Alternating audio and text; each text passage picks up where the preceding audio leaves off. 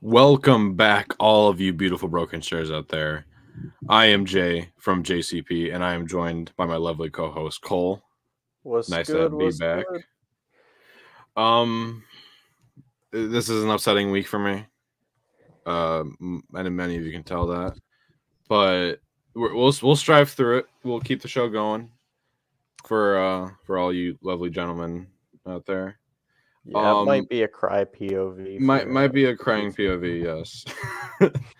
the like we'll talk about it later, but we have an episode for you guys today. First, we're going to talk about NFL news as always, and then we're going to hop into the AFC and NFC championship games, and then we're going to end it off with our if we were GM segment, since this is technically the end of the season. The iconic. So iconic, exactly. So let's kick it off with some NFL news here. Arthur Smith, former Atlanta Falcons head coach, has been hired as the Steelers offensive coordinator. Now, me and everyone in the Discord had some questionable, just some questions about this. First question, why? Well, I thought that was the second question as well, but I'm not too Yeah, sure. second question was also why, and it goes on and on and on. Cole, I'm gonna let you start first Okay, about this. so Steelers, we need to have a talk, okay? We need this is a Bring it. personal moment. Bring it in. Let's talk about this. Okay, so you guys didn't like Matt Canada. So was the conversation like what was this like? Was it just like, hey, I got an idea of how we might do worse, and that way people might even miss Matt Canada? Because that's what this is. I mean, I don't know about worse per se, but it could be about even, and it might be worse. Like that's how bad this hire was. Okay, I don't know what was going through the mind of Mike Tomlin, what was going through the mind of the front office, what was going through the mind of anybody with a working brain to think that this was a good hire to go, listen, I know everybody hated Matt Canada, but I got something better. Let's go to the guy who had trouble with Kyle Pitts and Bijan Robinson and Drake London. Like, what what am I missing here? You got George Pickens, you got Najee Harris, you got Kenny Pickett, who's been struggling to be nice. He hasn't fully panned out yet, but it takes time. And if you don't give him a solid option as an OC, it's not going to get better. And you just gave him the equivalent of Matt Canada. Maybe even worse. Like I've said, I'm I I don't even know what to say. That's how much I'm stuttering. I'm really sad. I'm not even mad at this. I'm just like Pittsburgh fans, hearts out to you. I don't know how you put up with this stuff every year. You go like 9-8 every year, sometimes 11-6. You get put out in the wild card. Like you are in the Just to get literal stomped definition. on. Yeah, you're in the literal definition of what feels like just a never ending fire. It's like, I won't quite call it hell because nothing will be as bad as that for people who go there. But like, it's very just. I mean, hey, at least you make the playoffs, I guess. But man, it's not worth it. It's not like just stop, blow the team up if you have to. I don't know what you have to do, but Just like go to a different place. yeah, or then okay, so like Steelers fans, and I genuinely want your comments because I have no idea. What is the feeling of Mike Tomlin? Because listen, I know what I'm gonna say to some people is gonna seem really bad, so I'm fully prepared for hate mail. But this guy has literally done the same song and dance forever. Like, yeah, he hasn't had a below 500 record. That's amazing. But what does he have to show for it? I mean, he gets you to the playoffs, but like, do you really win Super Bowls that often with him? Because last time I checked, it wasn't recent. If anything, it was against the Cardinals way back when. Yes, the Cardinals. The Cardinals. A when team they that has were at not been one point. relevant in how long? Like since 2014, 15? Since like 15 years, Oh my 10 gosh. years. But don't worry, guys. You're doing great. Keep hiring these coaches who don't know how lick about their job. I mean, and I'm not saying Tomlin. I'm just saying like, and maybe they do know their job, but it just seems that way that they don't know their job. They just throw things at a wall. They don't care. And this whole Steelers standard thing is stupid too. Like there is no standard in Pittsburgh anymore. Maybe if you go back in the day, but anymore, no, it's dead and buried and gone. And oh, you guys, it's frustrating. Don't worry though, I'll hear from Chooch this offseason. Mark it down. They'll go 13-4 because the defense is that good. And I'm not buying into the hype this time. I'm gonna remember this. I'm gonna go Thank since he you. can't have a terrible season. He'll go like 10-7, 9-8. I just predicted their season. There you go. You're welcome, America. Thank you, because when we did our predictions of our record in the beginning of the season, you had them. Did you have them winning the division or second in the No, I division? had the Bengals winning, but I had the I think Browns. I think, yeah, I had Browns 3, Steelers 2, and Ravens 4. you're Yes, it didn't horrible. go well. No, it did not. None of those are none of those were I correct. mean, the Bengals might have been if they didn't get an injury, but hey, that's neither here nor there. Yeah. So my whole take on this thing is you basically got Matt Canada 2.0. But before the show started, I kept on saying Matt Canada, like because it was just stuck in my head of just ranting about Matt Canada. And then Cole's like, "Why do you keep on saying Matt Canada? We're talking about I thought Arthur he was Smith." I joking. was like, "Oh, we are talking about Arthur Smith. That's right, man. I am man. What is up with me?" So my whole thing is Steelers fans, I hope you are ready to bear witness to possibly your first losing season in a while. Because with this team, like with this coordinator, you're gonna have your like fourth running back instead of Najee Oh. Harris. Najee Harris is gonna get 2 catches in one reception. Well, no, in one run for like 3 yards and then be out of the game because he doesn't like fantasy football. So I'm gonna tell all you people now, remember this, okay? If you're gonna take anything from your fantasy team on the Steelers, take the defense or take the kicker. Do not take Take the any kicker. don't take anything from the offense. I don't care. If they offer you like George Pickens, don't even do it. Don't even consider it. So Throw that offer don't into draft the anybody. alligator. Don't draft anybody on the Steelers offense. Don't do it. Unless you're gonna get like their third running back, then maybe they'll get like 5 points a week. But You got a chance on yeah. Overall, I give it an F. yeah, I know he won't have.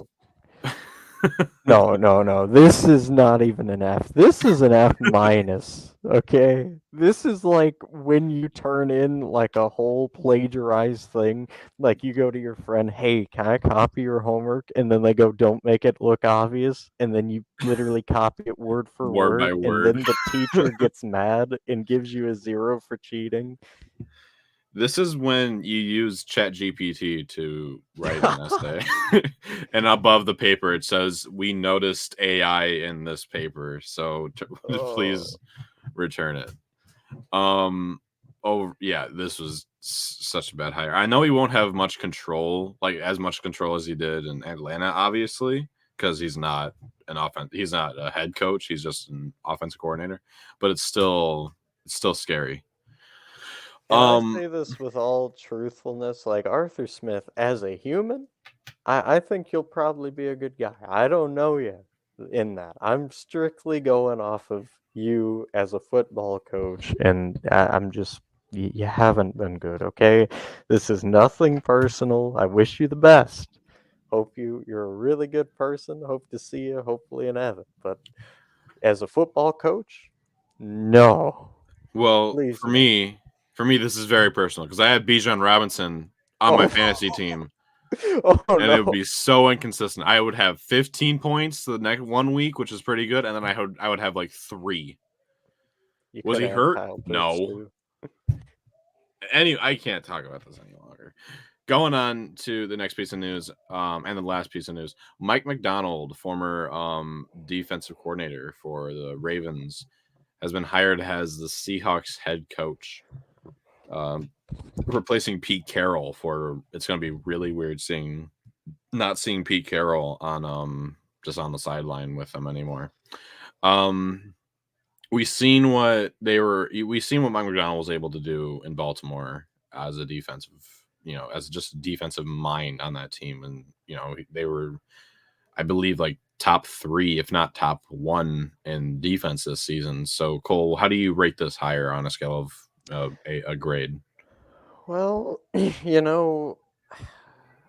as looking at a hire here, I would say B minus. I know a lot of people go higher. A lot of Seahawks fans are excited, and rightfully so. I mean, he's done really good things with the defense. But my worry with Seattle, and it's been for a little bit, it's not your defense.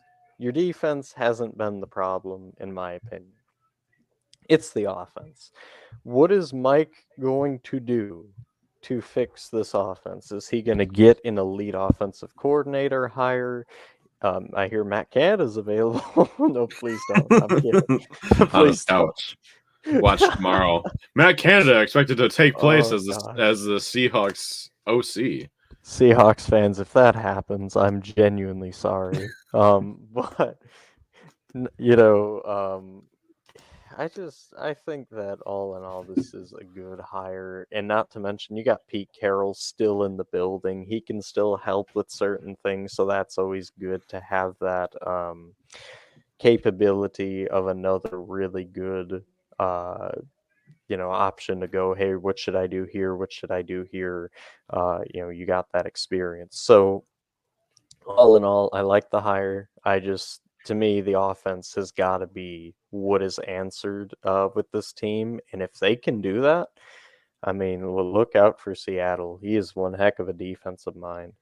And also, I can't say what I want to say because I'm saving it for later. So we'll come back to this, Seahawks fans. Remember this. So what about you, though, Jacob? What do you think about this? Personally, I give it an A minus. The reason why I've been watching Baltimore all season. I seen the amount of times that we had a poor performance on defense the first half, and then was able to make a huge bounce back on defense in the second halves of games. And having that aspect as just a head coach, just like you see the performance of the first half, and then you're like, hey man, this is not our team. We can do better than this. And then they were able to do it in Baltimore. And then you get the guys in Seattle now, and I don't think much will change from that aspect of his coaching. Right. But overall, it's gonna be, we have to see how he performs as a head coach and not just a coordinator for a side of the ball. But overall, I think this is a really good hire. Um, but yeah, that will be it for the NFL news segment here. So now we're going to hop into the AFC and NFC games. Oh no! Here come the tears, folks. Okay. So we're gonna start off with the Chiefs and Ravens. Yes, the Chiefs are now going to, I believe, their 4th Super Bowl in 5 years, I believe. Yep. Now, okay, before I'm going to talk about the refs. I'm sorry, I cannot, and I don't want to sound like, oh, he's just sad, he's just upset that the Ravens get lost. Obviously, I am, but I'm going to admit the problems that we've had that the Ravens had. Yes, we made a lot of mistakes, like the Zay Flowers fumble into the end zone. That was a touchback that could have been a touchdown. I get it. And then the triple coverage throw by Lamar that turned into an interception. I get it. And I'm going to point something out about that throw. And yes, Cole, I'm going to talk about the pass interference that shouldn't have been called on that. That should have been called on the throw. I'm all ears.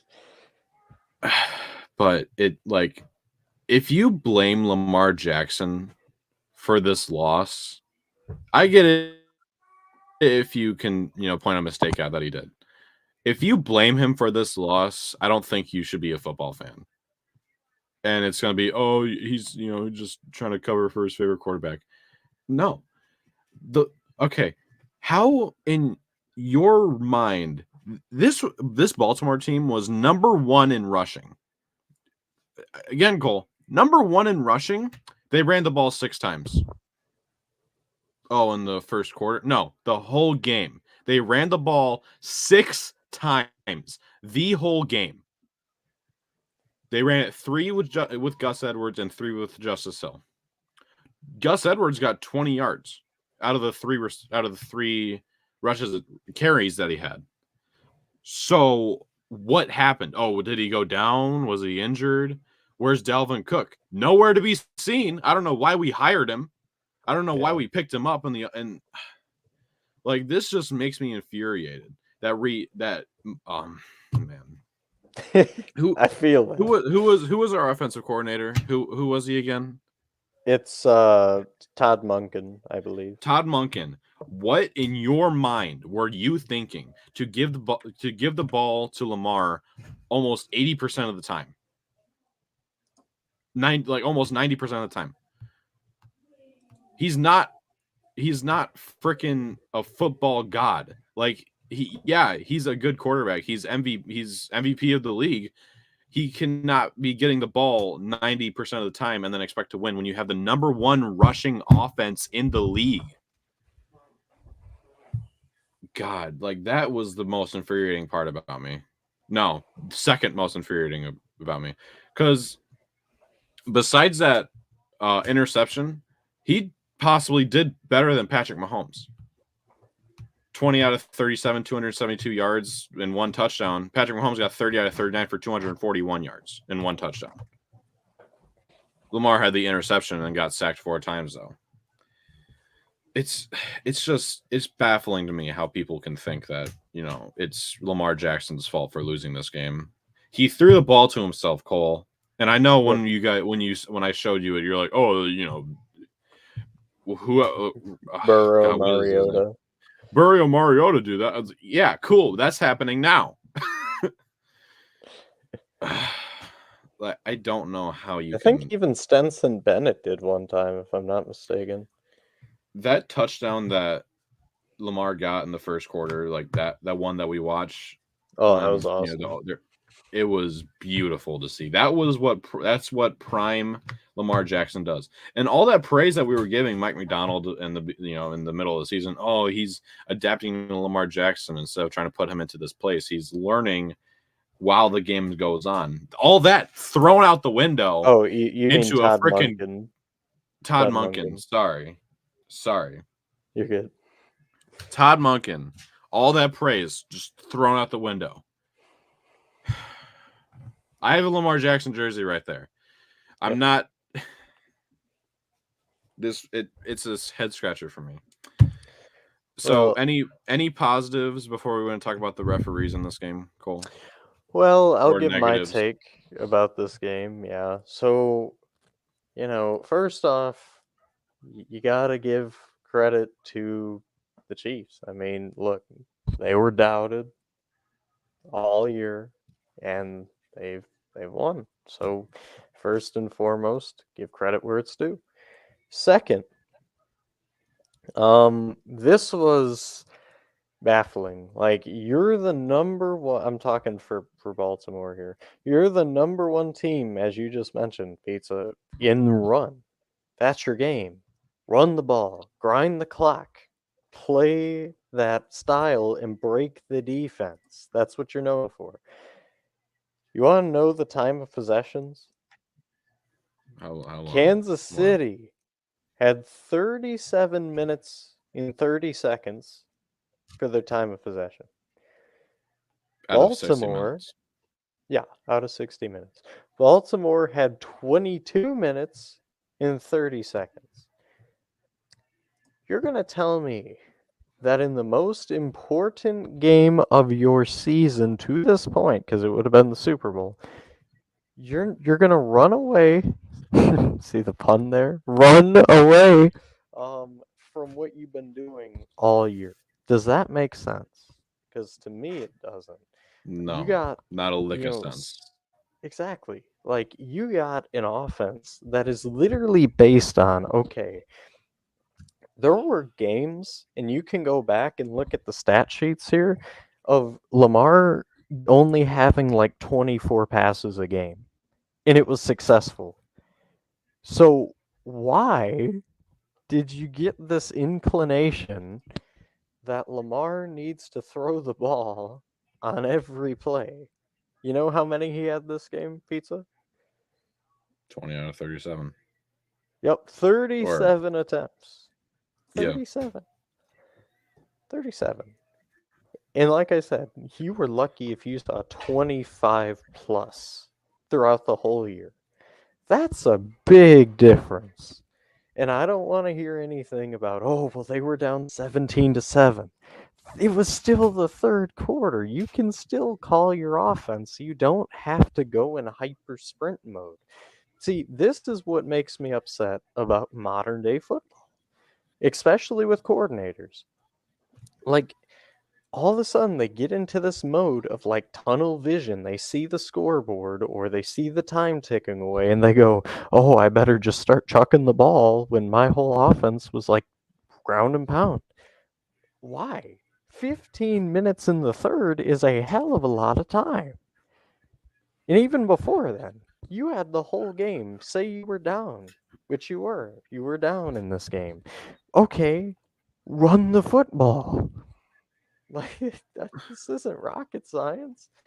it really And infuriates then, me too yeah, because of we were giving the running game in Baltimore such big praise because they weren't doing it like anyone else. Like there wasn't really a RB1 or an no, RB2 or no. It was like everyone was getting like an equal amount of touches. Like everyone, we couldn't really find the running back one. It's not like Gus Edwards was getting more than the other guy. And even with two injuries with J.K. Dobbins and then Keaton Mitchell in this season, they were still found a way to be number one in rushing. And then all that just flew out the window. I don't know what you were doing with Dalvin Cook, because he was yeah, nowhere to be seen in this game. yeah. I mean, this was unbelievable. I mean, even Lamar Jackson had more carries than your whole team. Like Pizza mentioned. So in a total, or actually equal amount, correct me. So Zay Flowers had 2 rushes, Gus Edwards had Mm-hmm. 3, and Justice Hill had 3. Lamar had 8. So you rushed a total of 16 times, but your main backs you only rushed 6. I Mm-hmm. mean, I'm gonna leave this point alone because I beat it to like oblivion because it's just frustrating because it's like, why? So then let's talk about the passing game. 20 out of 37, 1 touchdown, 1 interception, and 272 yards. Not brutal stats, but not Patrick Mahomes stats. Mahomes went 30 for 39, 241, 1 touchdown, 0 picks. He was safe with the ball. How many times did they run? Because, certainly you'd think, like, okay, I'm sure they didn't give the ball to their tailback that much. Isaiah Pacheco had 24 carries. Let me just repeat that for Todd Monken if he ever 24. sees this. 24 with 68 yards and 1 touchdown. Clyde Edwards-Helaire, their other back, had 1 carry for 1 yard. So totally 25 rushes. Travis Kelce even had a run on here for 5 yards. And Patrick Mahomes scrambled 6 times for 15 yards. That's a massive, massive difference. It's very different. I mean, I don't know what more to say on that. And then the defense. You did your job. I mean, I'm not gonna come on You here. guys stopped KC from scoring in the second half, Yeah, which is what I was praising you. Mike McDonald for a little bit ago, how they were able to notice the problems in the first half and then reflect on that and come back in the second half even stronger, which Yeah, is you, what I was praising Mike for. you held one of the best looking offenses. I know the wide receivers are like questionable, I get that. But still, you held Patrick Mahomes to 17 points. I mean, that's pretty good. I know on paper he was only missed on 9 throws and he didn't really force many turnovers. Like I get it. Um at least from them, there were some fumbles and all, but um you didn't get any picks, and that's mostly what people look at anymore, which is weird, but you do you. And yeah, I mean that's pretty much all I got to say about this game. Just very disappointed with Todd Monken. If he was, the main guy in charge, or maybe Harbaugh told him like, hey, focus on the pass a little more. However that went, whoever decided, let's put the ball in the air 37 times. Let's only rush the ball 16, 6 with our backs.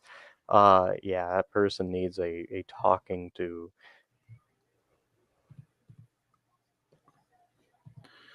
Okay. So we cannot not talk about the referees in this game, Cole. Sure. And I know, this is a Ravens fan. It's gonna seem like, oh, he's just making up excuses. Me and Cole and Snyder were all watching this game, and we were all making these points that this should have been a flag. Why isn't this flag called? Why was that a flag? That's weird. So it's not just me. If it makes my case any better. Yep. This game, the referees made this game look really rigged. I'm gonna say it right there. Travis Kelce was literally pushing and punching and shoving players and laughing in people's faces the whole game, and wasn't even warned. Was not even like pulled off and been like, "Hey, don't we're gonna have to flag you if you do that more." Does it the whole game, nothing even warned about it. OBJ got a really bad, he got, how do I phrase this right? Someone held OBJ when he was running near the end zone. He grabbed him. Someone grabbed OBJ twice, like he was running, and then someone grabbed him in the arm, and then let go, and then grabbed him in the arm again, which stopped his momentum and would have caught up to the ball if that wouldn't have stopped his momentum. That was not called.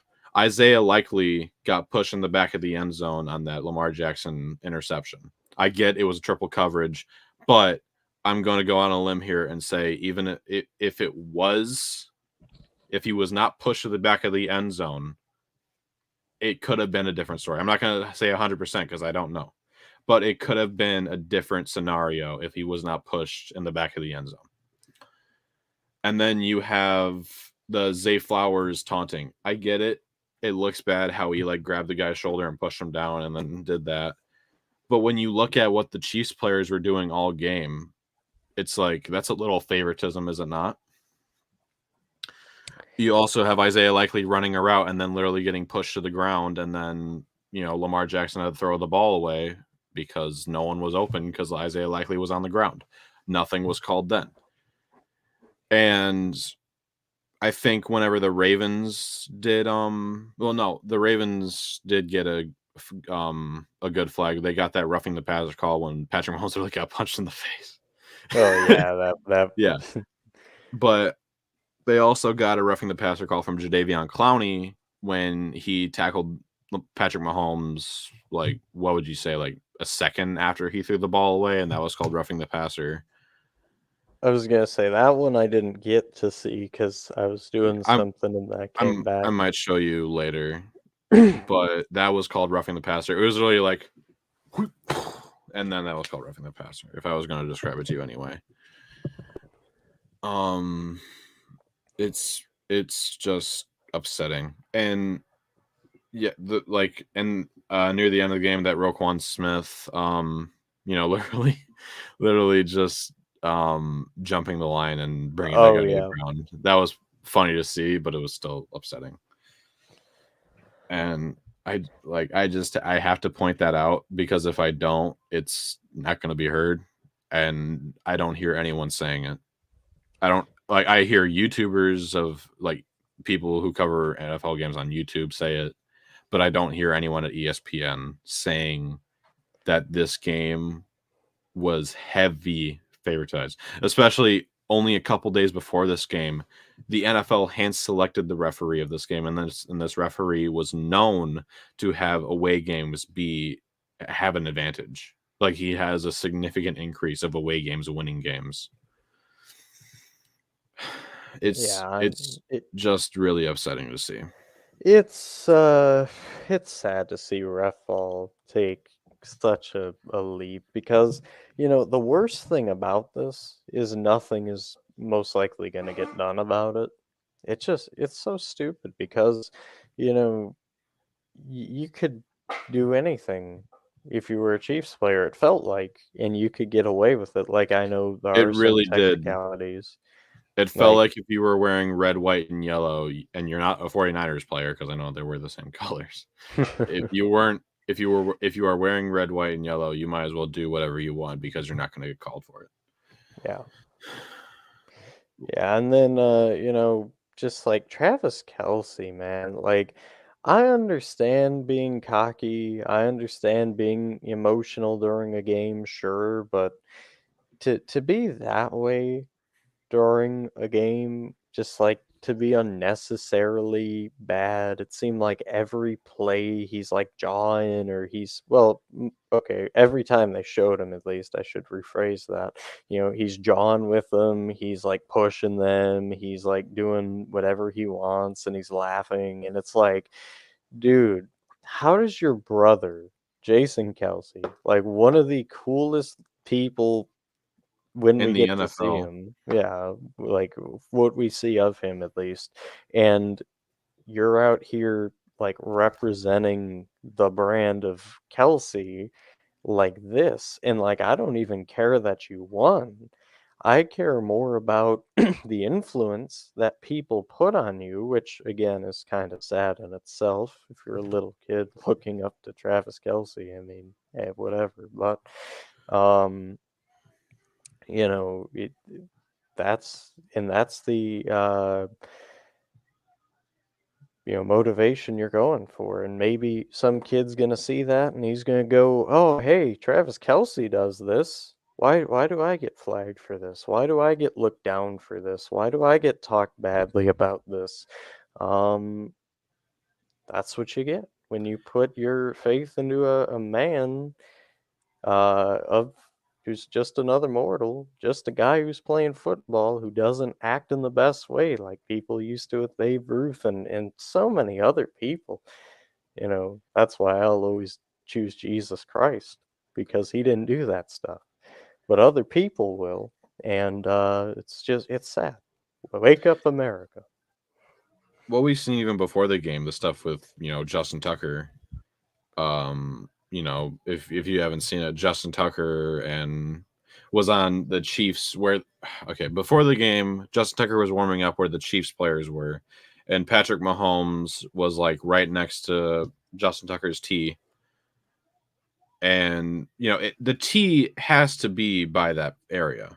It can't be like oh, let me go put it by the sideline really quick. No, it has to be like dead center of the field goal post. And Travis Kelsey, Justin Tucker had his footballs there and his tee and his helmet, and Travis Kelsey just walked by, picked all his stuff up and just tossed it just across, just away. What an upstanding citizen. And Justin Tucker, he's not like a person to get so upset about things, right? He doesn't care. He understands it's championship game. People are gonna feel differently. He grabs it. He grabs his tee. He grabs all his stuff back. He puts it back. Patrick Mahomes kicks the tee when he puts it back down. I don't understand how you can like these people. Justin Tucker is one of the most likable personalities in football because of just how he's a kicker, and you don't hear anything about kickers having cool personalities. Maybe Dicker the kicker from the Chargers, Good old Cameron but Dicker. yeah, but like to do that to Justin Tucker, dude, and then to go on your podcast and call him an F and D is just makes it even worse, dude. And then because you even admit that he's allowed to put his stuff there. it it's just horrible. It's just really upsetting to see because I used to like Travis Kelsey. I used to think, oh yeah, he's a cool player, he's a cool dude, or whatever. Not after this, like not after this game, man. It I did I cover all the stuff that wasn't called. Yeah, I'd say so. I can't think of anything else. And I want to preface this isn't just me saying like, oh yeah, these should have been called or whatever. It's everybody. A lot of people are saying it, including everyone in the Discord, except for one particular person who is a Chiefs fan. By the way, join the Discord. Yeah, by the way, join the Discord. It's a lot of fun. Random plug. Yeah. Is that your conclusion for the AFC Championship game? Yes, sir. Let's get on to the next. All right, Chiefs, we're going to the Super Bowl, unfortunately. All right, and now we're hopping into the NFC Championship game, which it seemed like the Lions had this one in the bag. They were up. Let me check here. They were up, I believe, 21-7 at halftime. Where the heck is it? Okay, yeah, they were up actually 24 at halftime, 24-7 at halftime. And then the 49ers just found a way to get their way back into this game, which truly incredible. I'm upset about this loss as well, just from how close we were to going to the Super Bowl. But if it was going to be any team that we lost to, I'm somewhat happy it's the 49ers. I like the 49ers, so they're not my favorite team. People think I have more than like one favorite team. I just like them. They're a good team. They're likable. But this game overall is upsetting to see as a Lions fan perspective. We were so close. We were so close. And yes, Dan Campbell made some costly decisions like going for it on a fourth down instead of kicking a field goal twice. So we could have at least had it up by then. We could have had it up by 6 points. But we decided to go for it on fourth down. And he later comments that he does not regret those decisions because, yeah. People who are calling into question about Dan Campbell, what his place in Detroit is. You have no idea what you were talking about. Dan Campbell is the whole entire reason why we got this far and why we are still in relevance of maybe coming back, if not even further. So I don't want anyone talking about, oh, Dan Campbell is, I don't think he finds a place in Detroit next year. You are out of your mind. You are literally on the verge of bonkers. Well, obviously they should fire Dan Campbell because he was just so brutal. He did so many might as well fire John Harbaugh too, because he lost. Apparently he's the reason why they lost too. Yeah, no, but on a serious note, I mean, yeah, Dan Campbell is to blame a little bit for this. Just like you gotta listen. I love aggression. I love being, let's go for it. Let's go get it. We're better than the other team. Like I get that, and I like that, but there has to be a limit to where common sense comes through. You're up 24-7. Take the field goal. You're already like trouncing them. Continue the pressure. I mean that blew my mind. I could not. I don't know what the thought process was with that, to be honest. But to sum up this game, I mean, look, these were two really good teams that played a really good game, and you can't take anything away from either of them. I mean, Jameson Williams, he had some incredible plays, especially that touchdown where he knocked it right in on the 42-yard end around. That was beautiful. David Montgomery had a pretty good day. Jahmyr Gibbs, a little bit more quieter, but he still made some really good plays, got a touchdown. Jared Goff, he did okay. He wasn't great, wasn't terrible. He was typical Jared Goff. 25 This is completions, obviously 41. this is obviously a more rushing game for Detroit than passing heavy I in terms mean, of he had touchdowns. 41 attempts. Yeah, but I'm talking about like in the terms of scoring. Well, yeah, but I mean, still, I'm calling a spade based off of the stuff we got here. And then as for the Lions defense, I mean, just tough. You played a really good half, gave up 7 points, and then the wheels fell off. And it's All not, hell broke loose. yeah, for everybody who wants to blame the Lions defense, I say this. Think about how tough it would be to go back out there when it's like, oh, okay, we did our job. The offense will put up some points, maybe get a field goal. Like I was saying, the 24 would have made it 27-7. Like, all right, we'll play up by 20, and then they don't kick it, and it's like, what? And then you go out there and you're still stunned, and then you get even more stunned on a different play. Like, not to mention Christian McCaffrey was just Christian McCaffrey. I mean, what Doing more is there CMC to say? things. Yeah, 20 carries, 90 yards, 2 TDs. I mean, this dude is just he should be the MVP, but he Monster. won't be the MVP. 4 receptions for 42 yards, did awesome. Brock Purdy, not an ideal game, but he did lead this team to a victory in a very tough spot. So got to give him some credit. All you system quarterback people. And then the Niners defense kind of had the opposite effect of what the Detroit Lions did. They had a terrible first half, really good second half, only gave up 7 points to the Lions in the second half. So, say what you will, but give credit where credit is due to this 49ers team for battling back and getting the win. Sorry again, Pizza. I know it was rough, but hey, it was one heck of a game. It's listen. You know how Snyder was saying like, "Oh, I would much rather have lost to the Ravens than the Chiefs." Yep. When they lost to the Chiefs. This is my like if we were gonna lose to anybody, this is mine. Because what I would much rather lose to the 49ers than like the Cowboys or the Packers or anyone else in our division. True. So if it was gonna be anybody, I'm glad it's them. That is what I'll say. Ready for our Overall, main event? yeah, but overall, this game it was sad to see, but believe me, we will be back next year, especially with our coordinators and coaches staying. If you haven't heard, we'll be back and we'll be even better and trade Cam Sutton.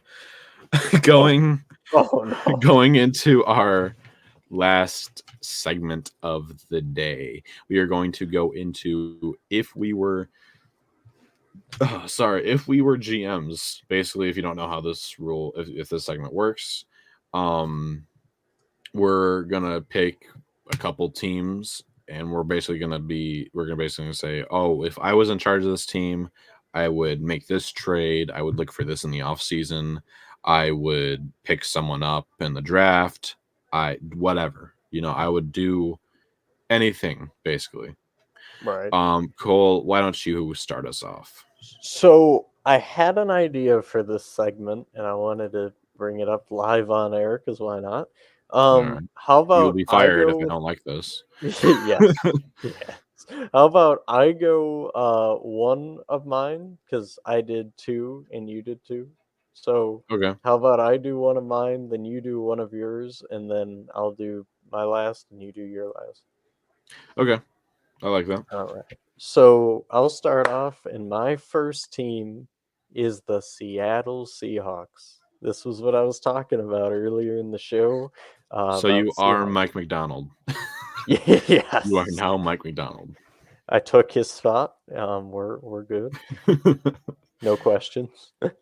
So with this team, I honestly think it's not that hard of a fix. I think here's what you do. if you're this team, your biggest, what do they say? Your biggest part that's Weakness. holding you back, yeah, your weakness is your quarterback situation. Now, don't get me wrong, people. I mean, Geno Smith, he didn't do terrible. He did better than everybody thought. But he's just not that guy, in my opinion, to lead this team deep. It's just not, I don't think it's him. I just don't think he's got that anymore. So, what I'm doing is if you look at this draft class and you see all these quarterback potentials, there's so many good quarterbacks in this draft. Like, you don't even have to do it necessarily first round because there's so many quarterbacks coming in that it's like, oh, if I just got this guy, like we're big chilling. So I think you go quarterback in this draft. And to think about the position that you're in with the Seahawks, your pick is number 16. That's what they have it projected as right now. The floor is literally yours if you want to pick that early. Or, like I said, you could even wait or you could trade up. You get a lot of options. So, what I would be thinking right now, if I'm them at this pick, either I'm trading up and I'm taking uh, a quarterback, one of the premier guys like Jaden Daniels, or well, I lied when I said one of the premier. I'd really take Jaden Daniels because like that's the guy, and not just because I'm an LSU fan, but like he just has it all together. And honestly, Caleb Williams, he used to impress me. I don't see the appeal anymore. In all honesty, I just don't. I mean, he to me, he's a little bit too much in the drama section. At least that's what he's showing off. Drake May, he's good, but he just I don't know, he just kind of almost reminds me of a Mitch Trubisky in a sense. Like he looks good now, and then he gets to the NFL, and I just don't know if he has what it takes to show out in this level.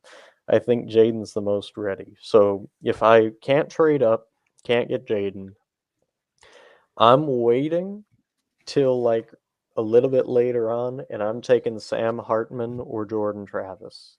More preferably Jordan Travis, but I do know the injury scares some people off, so I'd be okay with Sam Hartman personally. Now, that would be my main objective in the draft. But you might be thinking to yourself, like, okay, well, you still got number 16 as a pick, presuming there's no trade. Where else do you go? And what else do you help with this team? Depends on who's around. Like, if I can go on the defensive side, pick up a really good DT, or I can see like a safety maybe get some depth in that safety room, I'm definitely thinking about it because, it's not that the secondary's terrible. They're pretty good, but if you could add another young stud to get into there, to learn from Jamal Adams, to learn from Julian Love, um, he could develop to even be better. So, or maybe, add on to that linebacker depth. So, that's what I'm thinking heading into this off season if I am the Seahawks.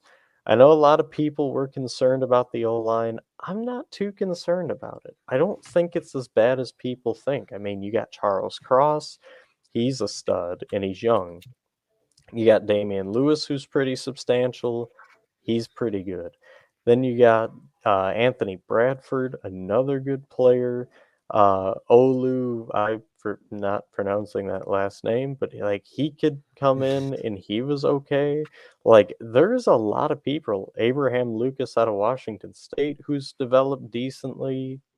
Like I like this offensive line. I like where it goes, and maybe like in the late round, you could add somebody if you want to. But yeah, those are my big focuses. I'm getting a quarterback, I'm getting a DT, and I'm definitely thinking about a corner or a safety, uh, or a linebacker. Just like whoever comes out of those three positions that is still good in the draft or free agency, that's where I'm slamming home at. So that's what I would do if I'm Seattle. Okay, I like that. I like that. I like all the points that you brought up a lot. Now we're gonna go into mine, right? So I am Yep. going to choose Detroit for my first team, the Detroit Lions. I know, right? So we're going What a to surprise. right. So if you don't know yet, salary caps have came out. Well, not official, but estimated, right? And Detroit's gonna have, I believe, the seventh highest, 58 million in cap space for this upcoming offseason, which is a lot more than than what teams really want.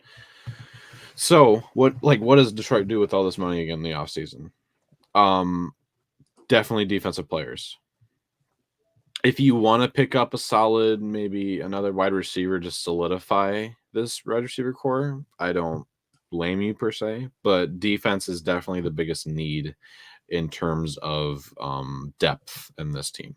So I'm definitely picking up cornerbacks, defensive tackles, maybe helping out Aiden Hutchinson on the D line, safeties, cornerbacks, a linebacker, anybody at this point, really. And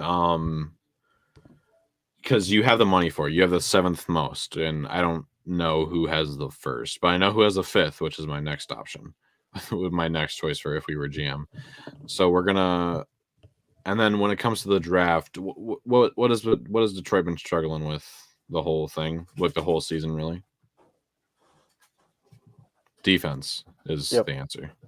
Defense. So I'm gonna look at cornerbacks in this draft class.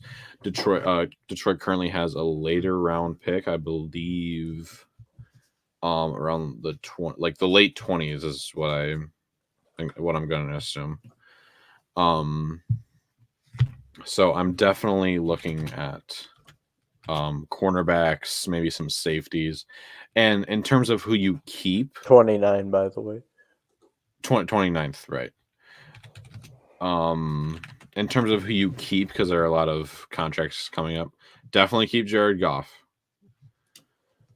Definitely keep Jared Goff. Definitely keep Amon-Ra St. Brown. Definitely Penei Sewell, and definitely CJ Gardner Johnson. Those are your main guys who you want to keep.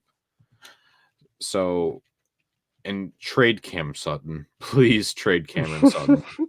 I said it as a little gag when we were talking about the game, but trade Cam Sutton, please. Does this have anything to do with that? No. Just trade him, please. But I definitely see if you could maybe get Nate Wiggins in the draft if he falls low enough, or maybe Kool-Aid McKinstry if he falls low enough. Yeah, Maybe not Jalen 29, bud. King too. Jalen King's realistic. Maybe I'm just saying. So there are some players every year that fall surprisingly low. We see it every year. That's true. But yeah, most out of all of them, it might be Jalen King that they are able to get, or Kamari Lassiter from Georgia.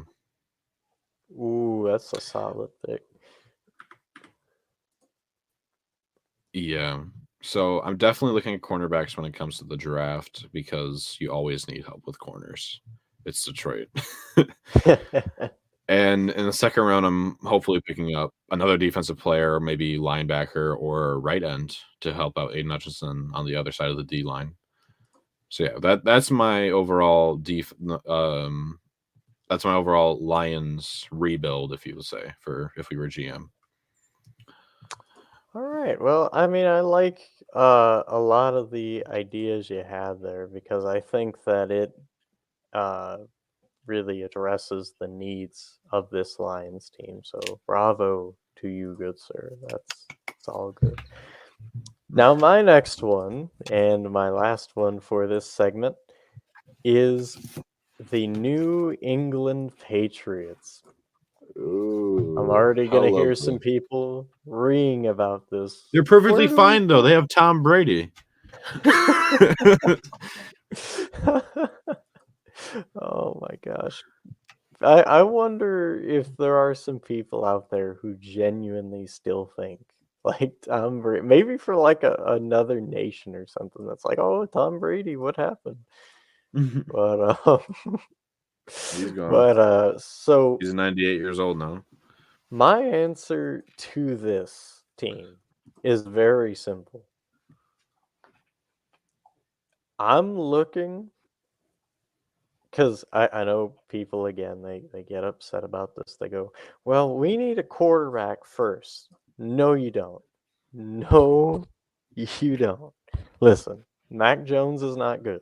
If you keep Mac Jones, you might have some questions for me that I don't fully understand. That's the bad part.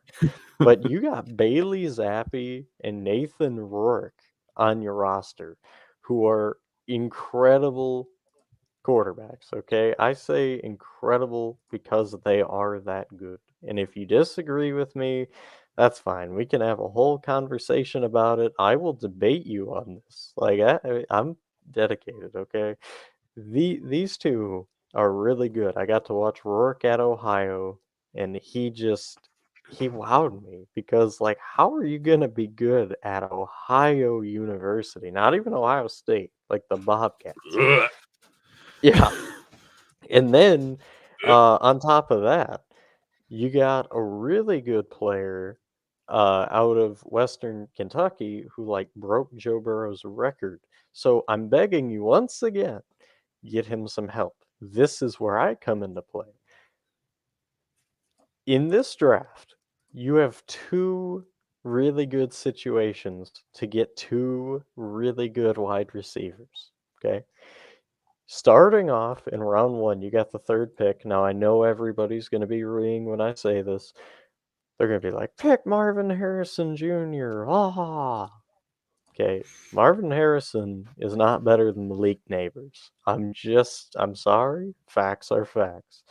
I would take Malik Neighbors with my first pick. And then in the second round, you got 34. Here's who or 35, I think it is. It's one of the two. It's really high in the second. And I'm taking Lad McConkey out of Georgia. Kid's a dog, no pun intended, because they're Georgia. And then, yeah, then I answer that problem. So then it's like, okay, you got two new wide receivers. They're pretty good. Where else do we go? I look at this defensive line and I say, let's add a piece of depth here. Let's go get like Makai Wingo from LSU. Let's go get maybe Chris Jenkins if he's still around from Michigan. Maybe Dwayne Carter from Duke. Jordan Jefferson from LSU. Like, there's a lot of great DT talent here. You can take one of them. I would probably say Jordan Jefferson because that dude's just a dog. And then on top of that, okay, you're getting there. Maybe you're seeing the vision. Okay, what else do we do?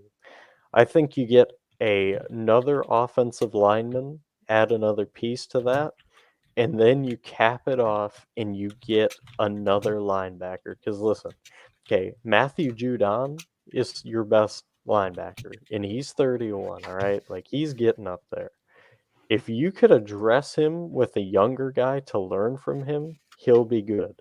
And also your safeties. Get another safety in this draft because there's only three safe. Wait, no, okay, hold on. Four safeties who are 25 or okay, hold on. Let me rephrase this. You got one safety who's 25 or under on the roster. One. That's not good. Then your other safeties, you got a 26-year-old, you got a 27, 28, and a 31, and a 34. Okay, your youth is looking terrible with safeties. I know some of you might be going, oh, well, you got a few more years.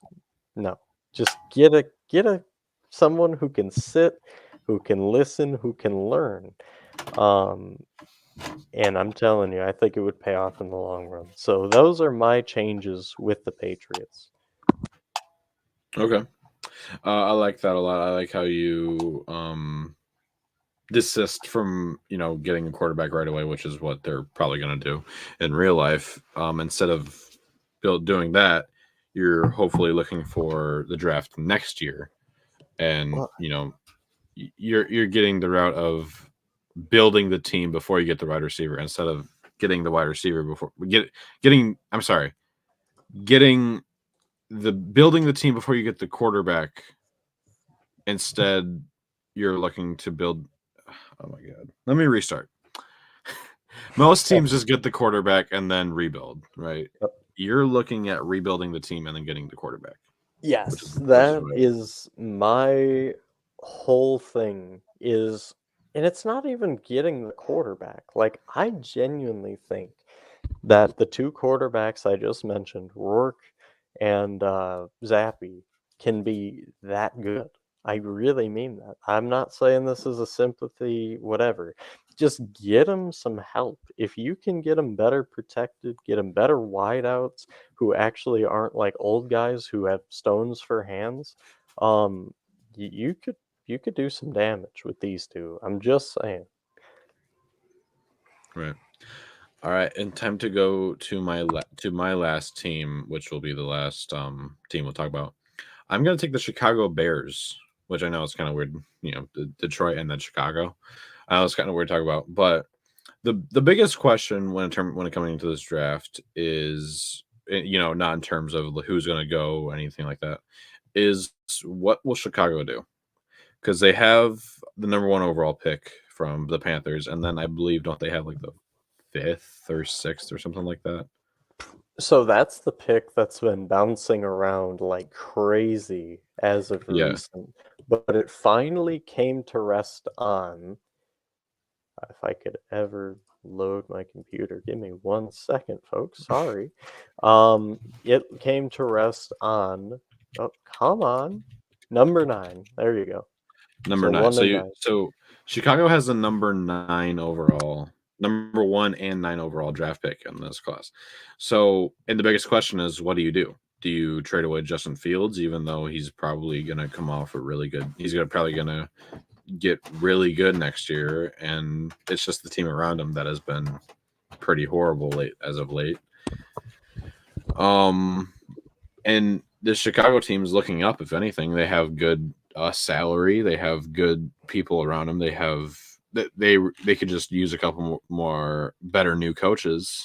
It's just this draft and maybe the offseason that is their biggest questions going into the next season. What do you do? Do you trade away the first round pick and maybe get the second or something like that and get a lot more draft capital? Do you trade away Justin Fields and get more capital and get Caleb Williams? Do For the you right do you price. for the right price exactly? Um, like what is Chicago going to do? And I'm going to answer that for them. I'm going Also, to before you start, I did want to bring okay. this up since you mentioned Caleb Williams. It has been, I'd say, pretty well documented that he does not want to be in Chicago. I mean, No. he said, whoever drafts me, I want a stock in their team. And then I want to say he had a quote about, I could be wrong on this. It might have been a fan account, but I swear I thought I saw it somewhere to where he's like he doesn't want to be a bear. Basically, I could be, again, don't quote that, but I'm pretty sure I saw that somewhere. Okay. Um so I'm going to answer Chicago's question for them. I'm going to help all their needs. You keep Justin Fields. You trade away that ninth overall pick. You trade away that no, you trade away the first overall pick and get, not you're going to get it for the right price, maybe the second or third round, not third round, I second was or gonna third say overall what? pick. Second or third overall pick and, maybe a second or a third from a team, right? You're going to get that and then you are going to get Marvin Harrison and then your ninth overall comes up. Get Joe Alt if he's still Ooh, there. That is the biggest hole in Chicago is their offensive line. So you get Marvin Harrison in the second or third. right? And then it comes to your ninth. If he's still there, which I think he's projected to go what, like the 15th, I think, or like somewhere in the tens, I believe. It kind of varies because I've seen like top 5, but I've also seen like 10. Yeah. So assuming he's there, get Joe Alt or a different offensive lineman that is ranked really highly in this. That is what I think you should do with Chicago. And then in terms of off-season capital, I would mainly focus on getting the offensive lineman if Joe Alt is not there when the draft comes, and then even help out that defensive lineman, help getting your team, rushing to the quarterback. So that is my answer for Chicago's whole "what do we do here?" That's my answer. I like that. All right. So that will be it for the JCP End Zone Perspective podcast. Cole, I had a lovely time with you talking about. Well, I didn't like talking about the games, but I had a fun time talking to you about them. Always a pleasure, brother. But that will be it for us at the JCP End Zone Perspective podcast. I hope you guys are gonna have a very fun time watching the Pro Bowl, which is going on right now. And I just seen Puka Nakua catch a ball on a surfboard. So go. I love the Pro Bowl. I don't care what anyone says. I love the Pro Bowl, all these fun challenges that they have. So go check that out and come join us on Discord. It'll be in the link tree in the description. But that is it. I am Jay from JCP, and we're out. God bless y'all.